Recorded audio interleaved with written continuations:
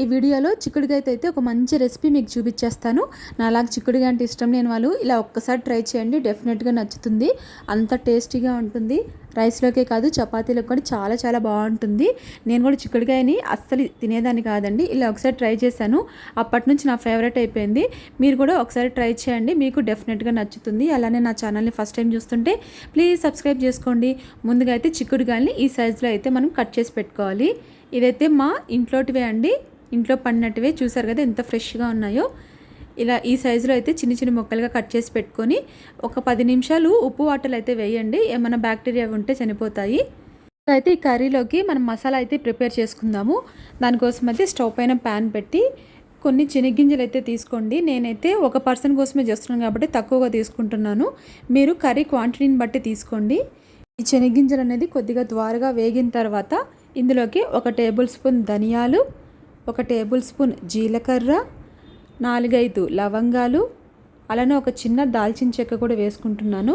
ఇదంతా కూడా మంచి అరోమా వచ్చేంత వరకు అయితే బాగా ఫ్రై చేసుకోవాలి. ఇక్కడ చూపిస్తున్న విధంగా అయితే బాగా ఫ్రై చేసుకోండి. మరి మాడనక్కర్లేదు, మనకి దోరగా వేగితే సరిపోతుంది. ఇప్పుడు దీనంతా కూడా ఒక చిన్న మిక్సీ జార్లోకి అయితే తీసుకుందాము. ఇందులోనే 1 టేబుల్ స్పూన్ నువ్వులు, 4-5 వెల్లుల్లి రెబ్బలు, ఒక చిన్ని అల్లం ముక్క, అలానే కర్రీకి సరిపడే అంత కారము, ఉప్పు. నేను ఆ కారం ఉప్పు అనేది ఇప్పుడే తీసేసుకుంటున్నానండి. ఇంకా దీనంతా కూడా మనము కొద్దిగా వాటర్ యాడ్ చేసుకొని మిక్సీలో మెత్తని పేస్ట్ లాగా అయితే మిక్సీ పట్టి పక్కన తీసి పెట్టేసుకుందాము. ఈ కర్రీని కుక్కర్లోనే చేస్తున్నానండి, త్వరగా అయిపోతుందని. ఇప్పుడు స్టవ్ పైన కుక్కర్ పెట్టి ఆయిల్ పోసి ఆయిల్ వేడెక్కిన తర్వాత 1 టేబుల్ స్పూన్ ఆవాలు, జీలకర్ర, మెంతులు, అలానే సన్నగా కట్ చేసి పెట్టుకున్న ఆనియన్స్ని కూడా వేసి ఆనియన్ అనేది బాగా మగ్గేంత వరకు అయితే ఫ్రై చేసుకోవాలండి. ఇక్కడ చూపిస్తున్న విధంగా అయితే బాగా ఫ్రై చేసుకోండి. ఈ ఆనియన్ అనేది మగ్గిన తర్వాత ఇందులోనే సన్నగా కట్ చేసి పెట్టుకున్న 2 మీడియం సైజ్ టమోటా ముక్కల్ని కూడా వేసి ఇదంతా కూడా బాగా కలుపుతూ అయితే మనం ఫ్రై చేసుకోవాలి. ఈ టమోటా అనేది మగ్గేంత వరకు ఫ్రై చేసుకోవాలండి. 2 నుంచి 3 నిమిషాలు ఇలానే ఫ్రై చేస్తూ ఉండండి, టమోటా అనేది బాగా మగ్గిపోతుంది. ఇప్పుడు టమోటా మగ్గిన తర్వాత మనం ముందుగా మిక్సీ పట్టుకున్న పేస్ట్ ఉంది కదా, ఆ పేస్ట్ అంతా కూడా మసాలా పేస్ట్ అంతా కూడా వేసేసి ఇదంతా కూడా 1 నిమిషం పాటు బాగా కలుపుతూ అయితే ఫ్రై చేసుకోవాలండి. ఇది ఫ్రై చేసేటప్పుడు మంట అనేది మీడియం ఫ్లేమ్ మీద పెట్టుకోండి, లేకుంటే అడుగంటిపోతుంది.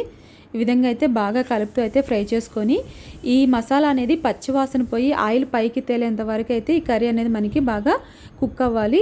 ఈ విధంగా అయితే మీరు ఫ్రై చేసుకున్న తర్వాత ఇందులోకి 1 టేబుల్ స్పూన్ పసుపు, అలానే మనం చిక్కుడు గింజలు కూడా వేసేసుకుందాము. ఈ చిక్కుడు గింజలు కూడా వేసుకున్న తర్వాత ఇంకొకసారి బాగా కలుపుతూ అయితే ఫ్రై చేసుకోవాలండి. ఈ విధంగా అయితే కలుపుతూ అయితే మీరు ఫ్రై చేసుకుంటూ ఉండండి. మళ్ళీ ఇందులోకి మన కర్రీకి సరిపడేంత వాటర్ కూడా వేసుకోవాలి. మరీ ఎక్కువ వాటరీగా ఉంటే ఈ కర్రీ అనేది అంత టేస్టీగా ఉండదండి. వాటర్ అనేది చూసి వేసుకోండి, కొంచెం థిక్గా ఉంటేనే టేస్ట్ అనేది బాగుంటుంది. ఈ విధంగా అయితే వాటర్ వేసుకున్న తర్వాత మీకు ఉప్పు కారం ఏమైనా తక్కువగా ఉంటే ఈ స్టేజ్లో అయితే చూసుకోండి. నాకైతే ఉప్పు కొంచెం తక్కువగా ఉంది, నేను యాడ్ చేసుకుంటున్నాను. దాని తర్వాత మూత పెట్టేసి 3 నుంచి 4 విజిల్స్ వచ్చేంత వరకు కుక్ చేసుకొని మూత ఓపెన్ చేసి చూడండి, మన చిక్కుడుగాయ అనేది రెడీ అయిపోతుంది. ఈ విధంగా రెడీ అయిన తర్వాత ఇందులోనే 1 టేబుల్ స్పూన్ మీకు నచ్చితే గరం మసాలా, అలానే కొద్దిగా కస్తూరి మేతి కూడా వేసి ఇంకొక నిమిషం పాటు అయితే మీడియం ఫ్లేమ్ మీద కుక్ చేసుకొని లాస్ట్లో కొత్తిమీర చల్లుకొని దింపేయడమే మన చిక్కుడుగాయ మసాలా కర్రీ అయితే రెడీ అయిపోతుంది. చాలా సింపుల్గానే అయిపోతుందని టేస్ట్ మాత్రం చాలా చాలా బాగుంటుంది. చిక్కుడుగాయ అంటే ఇష్టం లేకపోతే ఒక్కసారి ఇలా ట్రై చేయండి, మీకు డెఫినెట్గా నచ్చుతుంది. ఇది రైస్లోకే కాదు చపాతీలోకి కానీ చాలా చాలా టేస్టీగా ఉంటుంది. డెఫినెట్గా మీరు కూడా ట్రై చేయండి. అలానే నా వీడియో కనుక నచ్చినట్టయితే లైక్ చేయండి, షేర్ చేయండి. కొత్తగా చూస్తున్న వాళ్ళు సబ్స్క్రైబ్ చేసుకోండి. Thank you.